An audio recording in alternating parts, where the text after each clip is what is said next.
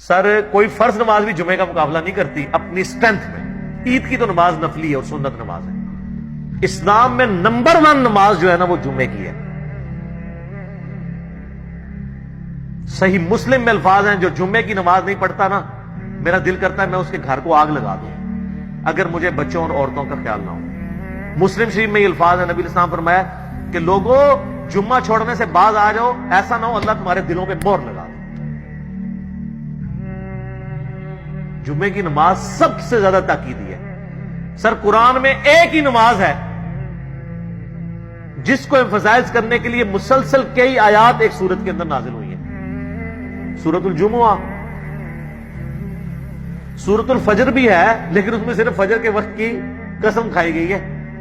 فجر کی نماز پڑھنے کے بارے میں کوئی اتنی لمبی ترغیب نہیں آئی ہوئی ہے. لیکن سورت الجمعہ میں کتنا آیا کہ جب جمعے کے دن اذان دی جائے کاروبار ترک کر دو, مسجد کی طرف لپکو, تجارت چھوڑ دو, پھر نماز جب پوری کرو اس کے بعد. سر اتنی بڑی تاکید کیونکہ یہ مسلمانوں کی پولیٹیکل گیدرنگ ہے ویکلی. اس کے بغیر مسلمان ایک پیج پہ نہیں آئیں گے.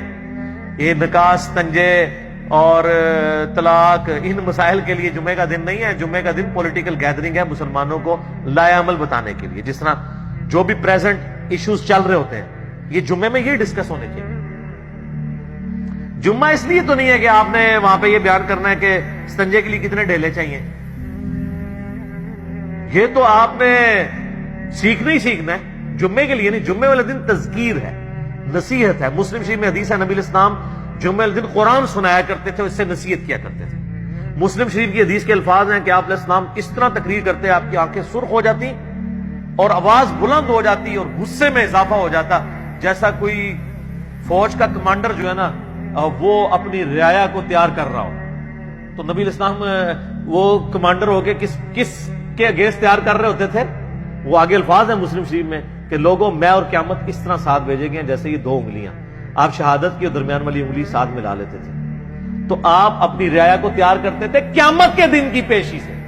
جیسے ایک فوجی جرنیل دشمن فوج سے لڑنے کے لیے تیار کرتا ہے تو آخرت کے دن اللہ کے حضور جو پیشی ہونی ہے اس کے لیے آپ تیاری کرواتے تھے. یہ جمعہ اس لیے ہوتا تھا